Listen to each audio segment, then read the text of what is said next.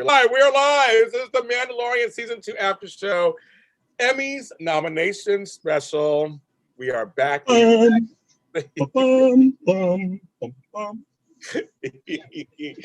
that is Ryan Nilsen, please, in the building, of course. I couldn't do this alone. Ryan. James Lott Jr.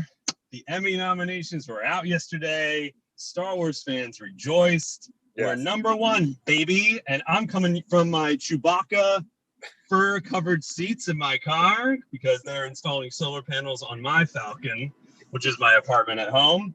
But and it's a lot of drilling. So this is where we're working out of. It's a small cockpit, but I feel like I can still fly. You can still fly. You can still fly, even though it's 10,000 degrees in Los Angeles and you have fur on your seats. I don't know how you're doing. I'm burning up over here. I don't know how you're doing it. They don't have seat warmers in here, so we have to make do with what we can at night. And you can't really take these off. So there we go. I love it. So everybody, so we're back. The show, I want, on behalf of Ryan and I just want to tell you guys, there are a lot of Star Wars podcasts out there. There are a lot of Mandalorian podcasts out there. And we did because we love working together. We love the show. So for us, it's been a lot of fun. But I tell you, after the season ended, our show exploded. So I want to say thank you. Thank you for watching our show. Ryan, our show's been in the top 10 of my shows like last couple months. I mean, just either they're here. I mean, just all of a sudden. People are tuning in and listening to us, Ryan. You always have to believe in the Force, James Lott. And that is, I was happy when you reached out. I was like, oh my gosh, people are still listening. Yes, phenomenal. Yeah. So thank you. It's incredible. Thank you guys for staying tuned. And if it's a lot of new people who are new to the Mandalorian and are looking for more discussion, then that's probably all the new viewers. So welcome. Yeah, and the thing is, there's enough to go around, and there's a lot of people with different opinions. We have ours, we have theirs, and so I want to thank you for checking us out. We're very happy, and I have to mention this little side note. So I have my sister program, Darth Vader is Your Father. Thank you for making that a success. Also, thinking that I talk all things Star Wars on there. Thank you so much. So I have to tell you guys, people are asking me already, where is the Bad Batch after show? Well, let me tell you something. When I was going to do it, my life exploded. I was on a little show called Jimmy Kimmel Live. What? It's a little show, and I had a video go viral at the same time. So my life kind of has been exploding. It's July and it's still exploding. And I'm going to do like a recap of the season at some point. I'm going to do something for it because I am watching it, but I got super busy. I just couldn't commit at the moment. So that's why it's not, people are asking, but we're going to talk about it. Don't worry. I'm going to talk about it at some point. So I am enjoying it. I like it. I'm watching it. So I'm going to talk about that. My baby Yodas are over there at the moment because they had to cool off. But they send their love to all of you. I have 4 of them now. They've been multiplying. But they love you all and they'll be back. Thank you, Geneva. They'll be back at another show. They're away right now. Okay, so here we go. In 2020, Mandalorian got 15 nominations. Well, this year, 24. 24. Right. One for every hour of the day. Incredible. Yes, exactly. I mean, it's pretty incredible, Ryan. Just overall, with the nominations, it's pretty incredible. The show, a Star Wars, a science fiction. It's that and The Crown. Okay, The Crown, which is respected, and appointment television, and British and all that stuff. It's tied to The Crown for the most nominations. Ryan, what do you think? Well, our crown in Star Wars is a Darksaber, and we have 24 nominations. I was so excited to see that number. I was so happy. I will voice a little bit of frustration with every news outlet reporting these Emmy noms because they all report the above the line nominations. It's almost impossible to find a list that actually breaks them all down. Yes. Oh my all God. the technical stuff. Yes, I agree. So it's like this was cool because the majority of these were the quote unquote below the line, which there's no line, like everything's important. And it was amazing. Like one that's really stuck out to me, I'm sure we'll dive in, but was the editing nominations for like specific episodes. There were 7 episodes of television nominated, and 4 of the 7 were Star Wars, were Mandalorian. It's like, holy cow. Just cleaning up. James Lott, what do you think?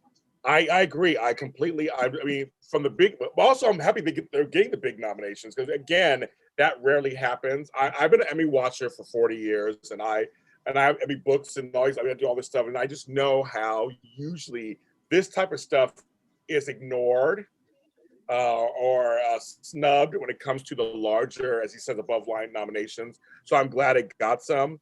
But I'm very happy Industrial and Light got a lot of nominations. They got a lot of stuff in the categories that matter for shows like this.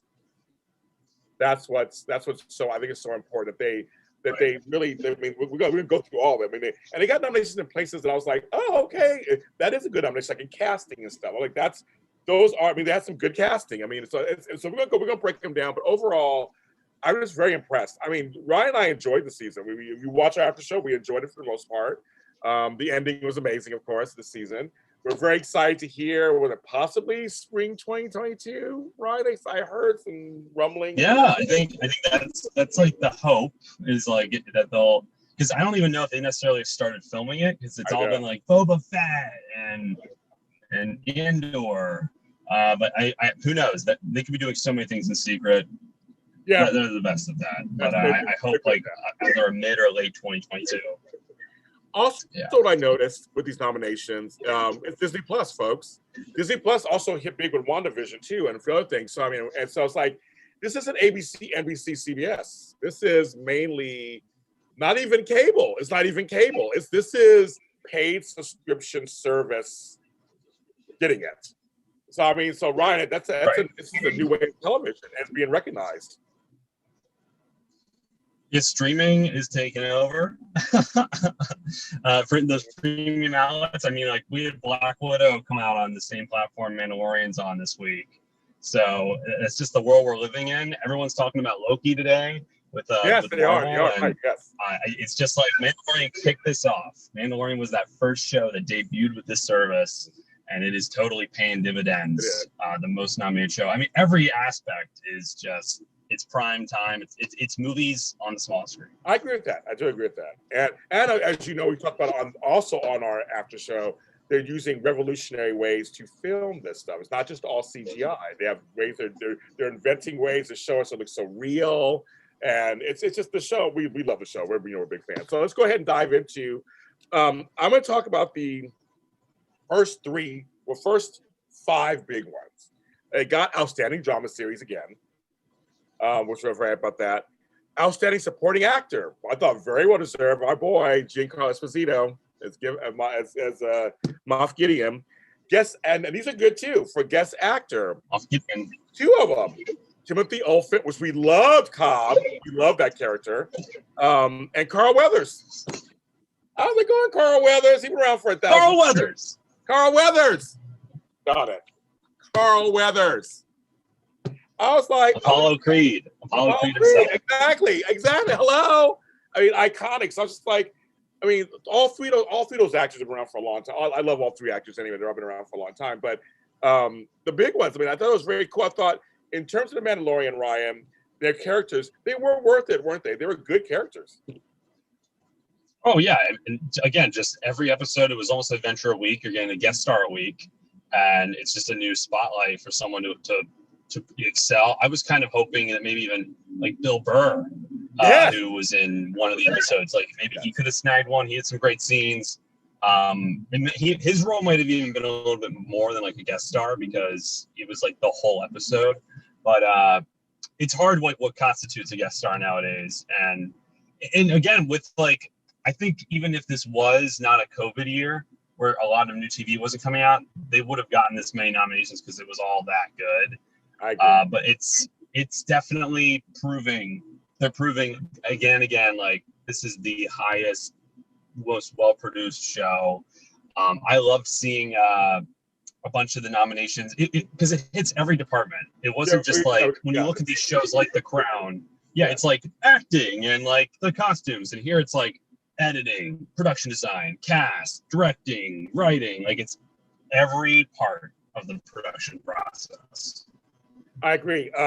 I want to say I was hoping Bill Burr's gonna get too because I thought his episode where he gets back at that general, how he had that whole speech he does, and how it's just like he's actually changed since we last saw him the first season, the very early on. Like he's changed, and when that general was that scene at the table was so good. I thought this is a comedian. This is a comedian guy. Like he's like totally doing drama. Like it's just we hear. I know over and over again we're always surprised, but they always do. They always do well, but.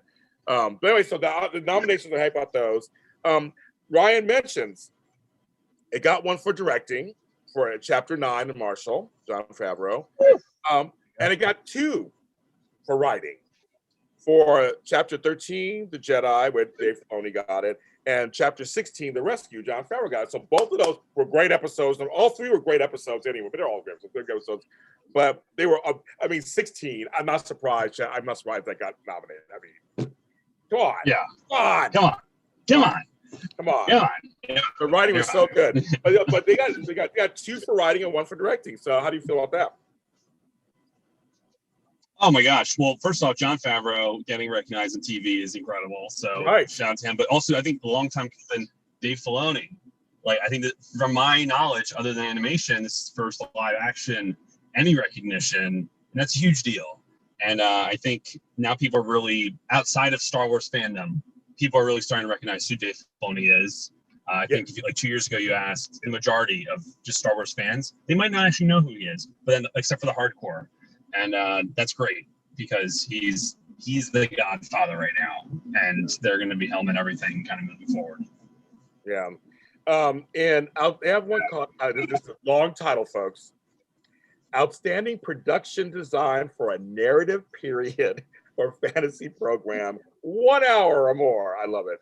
They got nominated, like Ryan said, it got across the board for Chapter 13, The Jedi. So it seems like that episode is resonating with voters or nominees, apparently. Oh, yeah. I mean, of course. Which is Ahsoka. I mean, you could go back and watch our show. I freak out that episode. If you guys pull up the James Lott Jr. Mandalorian after show, the Jedi episode, you'll see me lose my mind. I was freaking out. But the opening with like all the darkness, the revealing of the sabers, you had like the Western element, which is samurai. It's the best. It was really good. So yeah, not surprised, but yes. It also got outstanding casting for a drama, which I think it is. The casting's been good. I think the casting, all the characters that come on, are great. Side characters, small characters, big ones, doesn't matter. They do a great job. That one I'm not surprised with that. But I was not surprised, but I was surprised they gave it to them just because I'm thinking they'll go for regular shows, but they actually went for a science fiction show. Right. And I think that's because there are a lot of new. It's also, I think, interesting when a second season gets that because usually you're like the majority of the casting's first season, but that just goes to show how many guest stars and new talent they had this season. They'll bringing in like Boba Fett back, Fennec Chan, like all these different incredible performers and new characters that warrants a casting nomination. Yeah, true. It also got outstanding cinematography for a single camera series, half hour, for Chapter 15, The Believer. Interesting. It also got outstanding. They separated twice. Oh, it also got it for Chapter 13, The Jedi, of course. The cinematography was good. The cinematography was good in that episode. It was very good. Yeah, Yes. And Ryan's correct. So as we move it around, they got it for outstanding fantasy sci-fi costumes for Chapter 13, The Jedi. I mean, just everything from her design. Like, not only are you're replicating a character that's only been in animation, but you're kind of like making it fit live action to like how like her headdress and just like the robes, that whole village's attire, the staff. Like, there's some incredible costume stuff in that episode. It's all like at one location, that one planet. It's really impressive, and they had to do a complete like new town for one episode. That's like what you do for a movie. That's true. That's very right. And because you were such an Ahsoka fan, so you just answered my question. You really felt they did it justice because from animation to live action can always be easy. I think they did. I think there's some people who were like complaining that forgive me, I'm forgetting the name of like the tentacles that come out of there's that. But I know in like the later seasons in the animation, they're very long, which they talked about that in like the behind the scenes, saying saying that it just wasn't comfortable, it wasn't practical. So like they were taking liberties while making it also honor that show. And I think it was a perfect balance of that. That's why they got the nomination. Okay, they got lots of nomination. That's what I got. Okay, it also got, see, we're not even done. It also got, as Ryan alluded to earlier, in the outstanding single camera picture editing for a drama series, 4 of the 7 nominations. Yeah. We got it for Chapter 11, The Heiress, Chapter 13, The Jedi, Chapter 15, is that right? Oh yeah, Believer. And Chapter 16? They wrote it wrong, actually. They wrote on here Chapter 15, The Rescue. Okay, so I thought it was like a 16. Okay, so they got it for Chapters 11, 13, 15, and 16. Yes. The 4 out of, and what's funny is it's a different person on each one. Yeah, it's a different person on each one. Wow. It's like, it's I mean, look, there were some bangers this season. Like I think like every season there are a few episodes that are highlights, but I could vividly remember each episode because they were very individual to their own. Whereas in season 1, a few like kind of blend together. I know it was still Adventure of the Week, but like I could, if you asked, I could probably give you like a 1-line log line of every episode because they just had their own feel.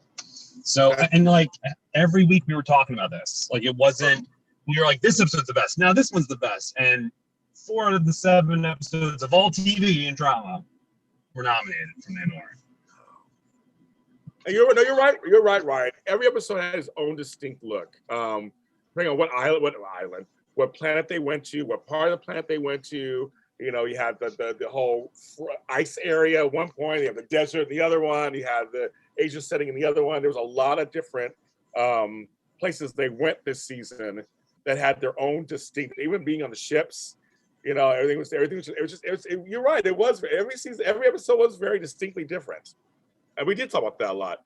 Last year they won 7 Emmys. Over under more than 7 wins this year. Yes, last year. Yes. Ooh, should we take bets, James Lott? Well, we're going to every show I do. I a little wager. Oh wait, I always do that when it comes to the Emmy show. So Geneva, hold on, we're gonna do something. So that's good. Okay, and then this is kind of funny. For outstanding period and or character hairstyling, they got one for 16, The Rescue. That's cool. For outstanding, well, this makes sense too. For outstanding prosthetic makeup, because they had all kinds of stuff going on that show. They got Chapter 13, The Jedi, and there is 1, 2, 3, 4, 5, 6, 7, 8 people up for that award if they win. Oh my gosh! Well, I think again in the behind the scenes, like Rosario Dawson talked about how it took like 4 hours to get the makeup, or maybe it was 6 hours to get the makeup ready and looking just like that. It really is incredible just how much work, love, and passion. And again, that's why we love Star Wars. Is I'm not putting down other shows, but just specifically Star Wars. Every department, you know, I could probably, if you go to any makeup artist and any movie set, I bet you at least one person will be like, "Oh, I saw Star Wars," and just like the makeup with Yoda, or the makeup in, in Darth Vader, or anything like that. Every aspect of filmmaking is present in this universe. Yeah, and you've all the most passionate people at the top of their game working on it. I mean, it's the best of the best. Well, we said this on the show too, and this show really does give you the Star Wars feels in its looks, in the characters' looks, and the music, everything. It really does feel like part of the Star Wars universe. It feels like a Star Wars show, and I think we'll say television for sake that we're watching on TV, but it's very cinematic. And it's on a streaming service, but they're considering it television. So I say it that way, it's amazing. I mean, it's amazing either way, but it's amazing for television. That is, they're doing this every week. It got also, speaking of music, outstanding music composition for a series, dramatic score for episode 16, The Rescue. We love the music, so we always talk about the music. We love the music, so. Oh yeah, and I mean the music at the end of the episode, like there's only music for the final like minute and a half. I know. Of them like looking, saying goodbye, like it's. I know. It's good. It's good. The music when Luke's fighting in the hallway. Yeah. I mean, come on. Yes. You know, I hope you can watch our show. We talk about that, but that whole sequence where you never see his face at first, but you see the. Don't get it started. Don't get it started. We all get started already. I'm gonna start. I can start crying. I can start crying how good it was. Outstanding sound editing for a comedy or drama series, 1 hour for The Jedi, chapter 13. And there's like 10 people for that one, so I hope you guys get that. Because sound's very important for this series, and so they're also up for sound mixing for chapter 13. So they got sound editing and sound mixing. And again, we're talking the editing stuff. The sound is just all Star Wars stuff. The sound is just as important as everything else, right? It totally is. It totally is. It is, and you know, I'm currently working in post on a show, and one thing I've learned, and I think even the Academy Awards have done this, they've actually combined those two categories, editing and mixing. They haven't done that with TV, but it's just like a difference of maybe like a couple like vendors that might be working on it or mixing it or helping out, but usually the same people who do the editing, do the mixing with sound, and they're very similar, almost at most times intertwined. Someone just fell behind me. Oh my God, that's crazy. Oh my God, it's like just looking in my rearview mirror, and I'm like, oh. Oops. But no, oops. But I mean, Star Wars has the most iconic sounds in all of movies, from like R2-D2. Wow. I mean, every notification on my phone is a Star Wars sound. When my dad calls me, it's "I am your father." When I get an email, it's a TIE fighter like roaring by. Everything from like the X-wings like whack, whack, whack, shooting, and the Mandalorian's like helmet coming off, or the sound that the Darksaber makes. Like every sound is so unique and original. Of course, it's gonna get nominated. I heard a thing recently. I think it was Gary Vee or somebody was saying that soon we'll be identified by sounds. That's the future. We're going to be identified by a sound. It's going to represent. We're going to be represented by a sound, and I believe that. I have a feeling it's going to happen. That's the future. As you said, the future. That's what you said, Ryan. I don't know. Okay, moving along. We're not done yet. There's more. There's a couple more nominations. They also got, which is very important. Very, very important. Yes. Outstanding special visual effects in a season or a movie. So they're up against, I guess, TV movies too. I mean, Lucasfilms. Come on, folks. I mean, it's of course visual effects. I mean, they're doing revolutionary work on that show. Watch behind the scenes, folks, on how they're creating the world. The worlds that we're seeing is not all just CGI green screen stuff. They're doing technology where it's relief maps. I'm saying some regular terms, and things where they really are like in the world. The actors are in the world. It's everything's. I mean, that's the biggest. You open the show with that. The most impressive part of this entire series from season 1 was they have like made new technology to be able to not only afford to make a show that's in the Star Wars universe without having to like go to 5,000 countries and different parts of the planet and ecosystems, but like they have technology where they have screens that they can make look like any environment and really put you there. And we even got another flavor of that this year where they did go on a location when they introduced Boba Fett. Like none of that was used with the screen. So it's a mix of the two still. You're still using a lot of practical effects, and it just ups the quality.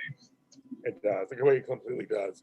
It just looks real. I mean, it's an immersive experience. It feels like when we're watching it, we're being immersed into these worlds, and I think it makes it more real. And I have this giant TV, so I get to watch it on that. So it just feels good. This feels good as a viewer. It feels good. And the last 2 nominations are in the stunt performance categories, which are very important. So outstanding. Oh my God! Yes, very important. Outstanding stunt coordination, Ryan Watson, and outstanding stunt performance, Lateef Crowder, in episode chapter 16, The Rescue. Okay, so another thing with Star Wars, right? Like, from the first thing we've seen in Star Wars with Darth Vader, you have a stunt performer playing Darth Vader. Like, a stunt performer plays the most famous character in all these movies. I know, James Earl Jones voices him. Right. Yeah. And I mean, Pedro Pascal, I know this season he was in the suit a lot more, but like, there's still a lot of people like doing the stunts, whether it's as Mando or as any of these other characters. It's just another one of those avenues, and it's essential. It's absolutely essential in Star Wars. Yeah, it is. There's a lot of fight scenes, and there was a lot of action this season. There was a lot. So when I say stunt coordination, I'm sure there was a lot of action every episode. We kept saying it again on our show. Kept saying it how every episode there was no slouching. There was no like long periods of boredom. It was action, and everybody was fighting. Men, women, everybody was fighting. It was like they're all doing stuff. A lot of chasing scenes. It was a lot going on. So for stunt coordination, congratulations on that, because I know that was a big deal. The awards are going to be September 19th on a Sunday on CBS and Paramount Plus. We're going to do our prediction about how many we think they're going to win total. The loser, well, first you get bragging rights, that's one. But the loser has to take the winner to dinner, not lunch, to dinner, because dinner's a little more expensive. Oh, I like it. And then we'll do a cockpit car post show of the dinner. Oh my God, we should. That's a great idea, actually. That's a great idea. We should do that. I'm gonna do that. So we got to decide. So I'm gonna write down Ryan's name and my name. You guys at home can have your own too. But every show I do when it comes to Emmys, we always predict. So we're gonna predict total amount we think they're gonna win. Because we're not gonna do each one, because we're gonna do total amount. So okay, out of 24, they won 7 last year out of 15. I'm gonna say out loud as I'm talking through it, so I'm thinking about it. I think they're probably going to sweep the digital stuff. I think the special effects, the sound, all that's almost a no-brainer. So how many categories is that? We start counting. I have a number in my head, and since it's your show, you can definitely go first. But I'm worried you're going to say my number, and then I'm going to be put in a very difficult position. Okay, let's see. I'm going to do a little counting for a second. So I'm thinking it's a number game, folks. It is. It's all number game. I'm thinking 1, 2, 3, 4, 5. Because a lot of people think the person going second usually has the advantage, because you're like, oh, am I going to go the over or the under? Right. But I think this is a little bit more complicated than we all think. I think so too. So I'm gonna go 1.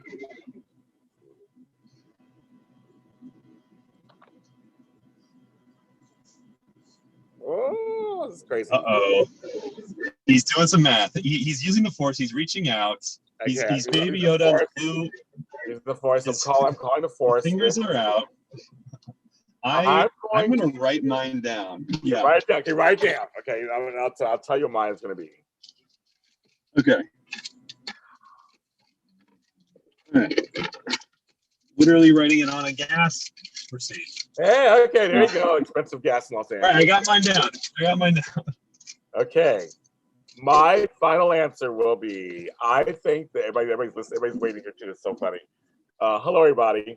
I'm going to say, oh my God, I'm so scared. I'm going to say 10. You say 10, Ryan? 10. Oh my God! We are so on it. I know, we are on the same wavelength. I was gonna say, that is crazy.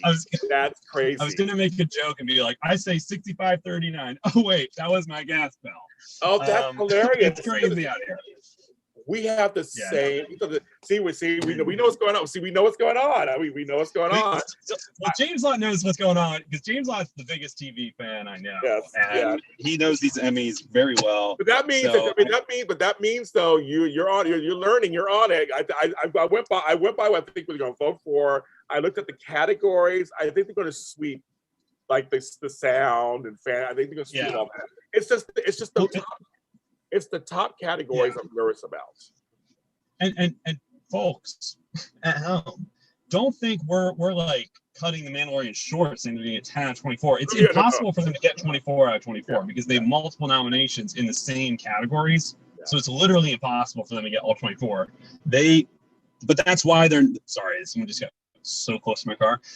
That's why it's impressive that they have 24 noms, is because like that's you have multiple double ups within the categories. They can't get 24. They can't win 24 times. They can win probably, I think the most is like 20 times, I think, or it might be like 18. 18. I think so 10 is like pretty darn high. So I think 10's a good number. I'll strategically go under then. I'll say 9, like the number of Star Wars saga films. Okay. And we will report back on the 19th. But there will be an asterisk saying that you did pick 10. I just want you to know just so everybody know that you saw it on here. He and I were on the same. I put a little asterisk saying he did pick 10. That means he's on the Sunday. We're on the Sunday. We're thinking the same thing. But if 9 happens, then hey, it can only be 9, right? Could be 11. We both lose. It's 11. You win. Yeah. Oh, they're saying that WandaVision could overtake some of these. That's why. Yeah, I know. I don't know either. I didn't watch it. Listen. It's because WandaVision doesn't have 24 though, folks. They got a little less than that, but they got a bunch of nominations. It's The Crown and Mandalorian each got 24 the most. That was the headlines. So I think WandaVision got 20 or something. I think they got they're not far. They're second. They're second. We're talking about the headlines. Yeah. Come on, the headlines. It was Mandalorian. Not that WandaVision. It's Mandalorian. Even though I'm looking down right now on my YouTube and it's Marvel premieres Loki finale. My friend's doing that show right now. I see him in there doing that show. Oh, what's going on? Anyway, but this is good. This is your Mandalorian season 2 Emmy nomination reaction coming from Ryan's car and my home in Inglewood. We are so glad you could join us. We got 23. Yeah, they're right behind us. They're behind us. We got 24. 2, 4. Well, 4. We got 24. So yes. After 19th, we'll be back. We'll talk about we'll have our reaction to the reactions of the winners who won. If there's any great speeches. I believe they're going to be in person. I think they're not going to be virtual. I'm not sure. Don't quote me on it. They're in person. They're in person. They're in person. Yeah, they'll be in person. So that's what's going to happen. We're very excited. Ryan, tell me they can find you on the interwebs. You guys can find me at Ryan Nilsen, RYNILSEN on Twitter, and at Ryan Nilsen _ on Instagram. James Lott, where can they find you? We're all James Lott Jr. is sold at James Lott Jr. on all social media platforms and on TikTok. Yes, that's right, kids. And some of you are actually asking, yes, I was on Jimmy Kimmel Live May 12th for my birthday, and it's available on Hulu or ABC.com. It's the May 12th episode with Wanda Sykes, who actually talked to me, and Max Minghella, who's up for an Emmy, actually, for his role on the show he's promoting when he came on my show, on the show I was on. So I made history as the first guest ever, fully vaccinated in 14 months on the Jimmy Kimmel Live show. And I'm now part of the Jimmy Kimmel family. So stay tuned for other stuff that may happen. So stay tuned. They're not done with me yet. That's all I can say. But thanks so much for watching us. JLJ Media is everywhere. Follow us, like, subscribe, comment. We're on all audio streaming platforms. We're on YouTube at JLJ Media. Wherever you find this and any other Star Wars content, go ahead and watch it there and follow. And everyone, please take care of yourselves and